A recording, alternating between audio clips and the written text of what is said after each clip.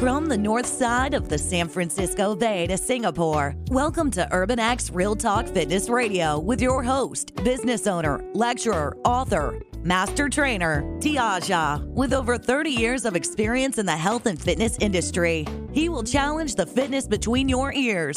So prepare your mind, body, and soul for the revolution of self-care, the evolution of fit, with real talk about real people, real health, real fitness, and the real deal behind our present illness culture. Real talk every time, all the time.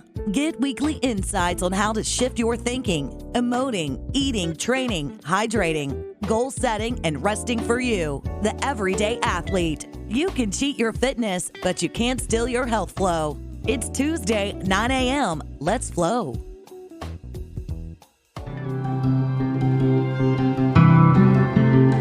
Welcome to Urban X Real Talk Fitness Radio, where we challenge the fitness between your ears. I'm your host, Tiaja. It is difficult for me to discuss weight loss or health without including our brains. What we think about ourselves and the world around us is just as important, if not more so, than what we put into our bodies. The very reason our company's tagline is fitness between the ears is because I learned long ago that what prevents the majority of people from reaching their health and fitness goals has very little to do with what we normally consider stumbling blocks. What we consider stumbling blocks has to do with something external. That is, things like poor diet, lack of exercise, procrastination, as well as lack of opportunity. Undoubtedly, all these things do contribute to a person's success or failure, but they're not the difference between success and failure. The difference between success and failure lies between your ears. One of the major reasons people struggle to overcome such self-created mental blocks is most believe thinking and learning are disciplines that belong to the world of academia. So once they graduate high school or college, learning and thinking are no longer required, with the small exception of learning a new skill for a job. How sad. What they don't teach you in school, however, is introspection. How to think critically about you. Not how to criticize and overanalyze every choice you make, but how to stop and observe the choices you are making. Are your choices enhancing or hindering your progress? Are you where you want to be in your life or where you thought you'd be at this point in your life? Here's another truism. Many people are unhappy with their lives, while even more believe it's too late to do anything about it. Which camp do you fall in? Are you unhappy with your life? Do you believe it's too late to turn things around? If that's you, you're not alone. Today will be just another day unless you decide today that it won't be. It is Tuesday, May 14th, 2019. Let's flow.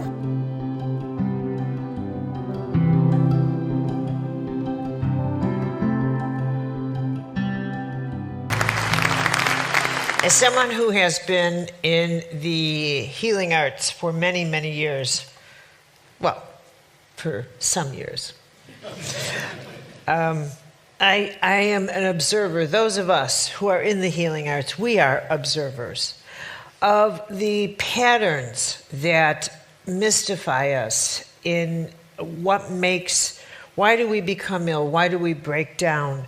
What helps us to become better? I mean, we are great mysteries to each other. And I find it so interesting that for all the years that we continue to study us, that we are such mysteries, which should tell us right off the bat that we continue to open places within ourselves, that we ourselves, as we are the observers, that we are continuing to learn how to observe, and that we as human beings are continuing to find places to observe. Let us say that the world behind our eye is our new frontier, and that we have become intrigued with ourselves in a way that other generations have not. That this is the new frontier. We are the new frontier. And so observing, for example, why we become ill, why we don't heal, has a different meaning than if that question were asked before World War II. The depth to which we now look at ourselves and the depth to which we're asking that question is a hologram compared to how once upon a time they asked and they were maybe looking for an infection. We are looking for a story, a narrative, reasons that are a complexity. When I've been working with people now for 3.5 decades, and as an observer of people, there's so many things I could share with you, but I've narrowed them down for obvious reasons, and to choice. I want to emphasize the power of choice. And perhaps there was a time when we wouldn't even talk about it, but we have to talk about that today. Because choice is a fundamental power of the human experience.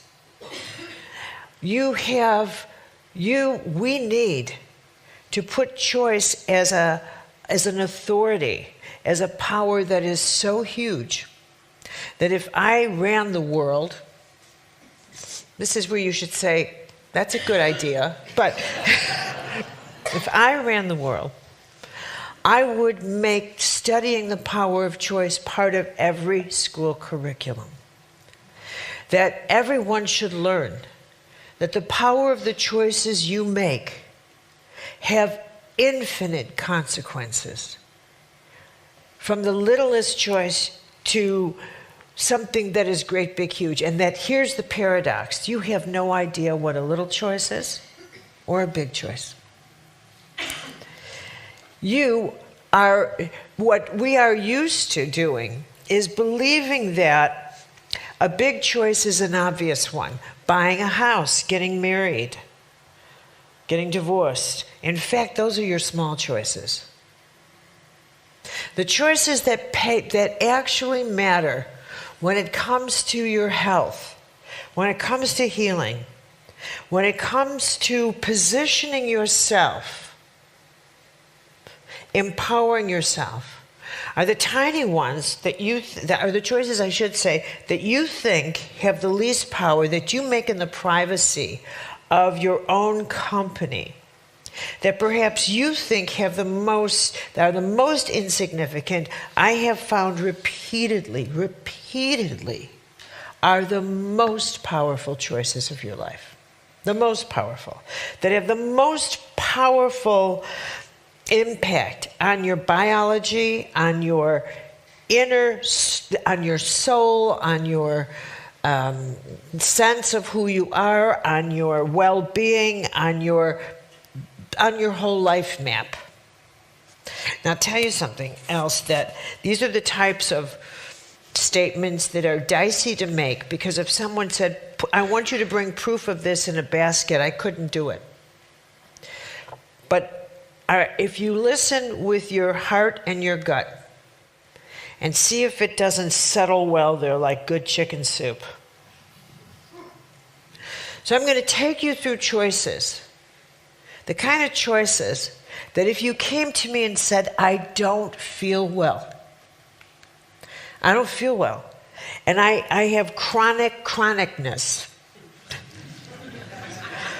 And I go from one chronicness to another.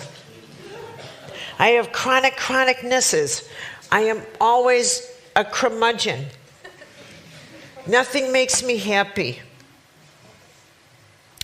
I am always complaining, and I ache, and I'm exhausted. I almost make unexhaustion, but I don't. And I almost like my life, but I actually don't. And I almost can love someone, but not really. I almost make it there, where I actually feel love, but I don't actually really feel it. I think I feel it, so I think feel. And every now and again, I kind of get a love high, but it doesn't last. I take 2 aspirins, it passes. But then I think maybe it is, but then it's not. But then it is, but it almost is, but not quite. So I go to a therapist. Is this love? But if I try hard enough, but maybe. So I find someone to blame. Chronicness. There's never been people like us who have these issues. We're extraordinary in our issues. And as I go into this, here's another thing that is unique about us. And put this in your chicken soup belly. We are born knowing certain things. We're wired for it. It's in our instinct. It's in our spiritual instincts. It's in our DNA. It's in our soul DNA. We are born knowing that choice is powerful. Choice is the most powerful thing we got going for us, and we know it. And that's the reason why we're terrified to make a choice. I'll ask somebody, where do you want to go for dinner? I don't know. Pick a restaurant. No, can't even pick a restaurant. People are terrified of making choices. Terrified of the consequence you choose. Terrified of being held accountable for a consequence. Well, I don't know what I want to do. I'll think about it. The morning, the day, your mind gets the day shift, your heart gets the night shift. Your mind says, well, I think, your heart says, I feel. And you don't let the two of them talk to each other. Because if they do, then you actually have to do something. Choice terrifies people. So most people will do anything to postpone making choices. So I'm going to help you out. And we're going to go through a list of choices that matter, that make a difference. The first choice is the decision to actually live an integrous life. And when I say make a choice to do that, it's the kind of thing I mean. I don't mean, well, I live a good life. No. I'm talking full scale. I'm going to walk the way I talk. I'm actually going to do it. I'm going to live a life of integrity. I'm going to, never mind this speak my truth, I'm actually going to tell the truth. I'm going to live with integrity. I'm going to make my choices according to what I say I believe I'm going to live. I will not, and what this means is that I'm not going to betray myself. I'm not going to compromise myself. I'm not going to put myself in a position or put myself in any circumstance, or if I'm in a circumstance, I'm getting out. Or I won't force another person. I won't force another person to be in a circumstance in which I know they're uncomfortable in order to please me. I won't hold another person captive because that has no integrity. I will not do that. Now, let me tell you something. Liars don't heal. Liars don't heal. So you can eat all the wheatgrass you want, and you could do all this stuff with seeds and vegetables. But an honest person who eats cat food will go further than you.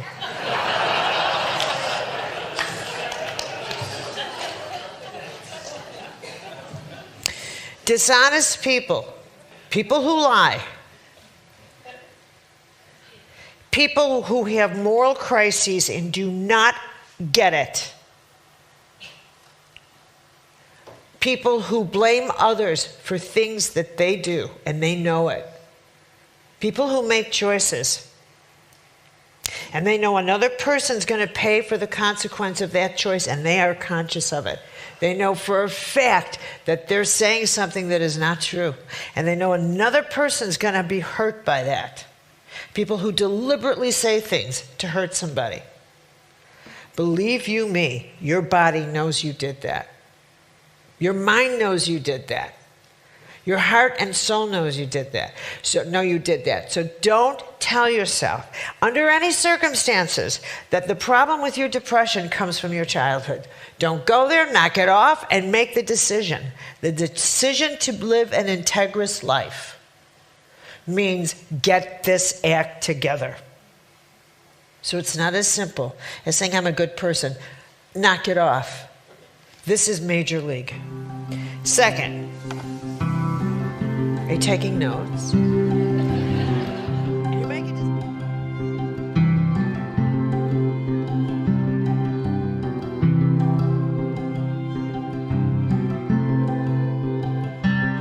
Now here are my 2 cents, and feel free to keep the change. With all the modern conveniences we have at our disposal, it is not easy living in the 21st century. It is convenient, but it's not easy. It's not easy living in an age of social media where people who claim to be your friends can befriend you or mute you with a click of a mouse and without your knowledge that you've been erased from their lives. It's not easy trying to figure out what's real news or what's propaganda. It's not easy being bombarded with images of people who are richer, younger, more attractive, and popular than you when they seemingly have done nothing to earn it. All the insecurities of your teen years can show up and do show up at the strangest moments in this age we now live. This assault on what you think about yourself is such an important battlefront that advertisers spend billions of dollars every year to make you feel as if you've accomplished nothing and have essentially wasted your entire life. What happened to the dreams of your youth? Where is the person who could once handle any situation that came their way? Well, my hope is over the next few weeks we can assist you in finding that person again, because without them, nothing else you've done or are currently doing will matter. Dear friends, I wish above all things that you prosper just as your soul prospers. You've been listening to Urban X Real Talk Fitness Radio with your host, Diaja. Until next week, as always, walk in health and peace.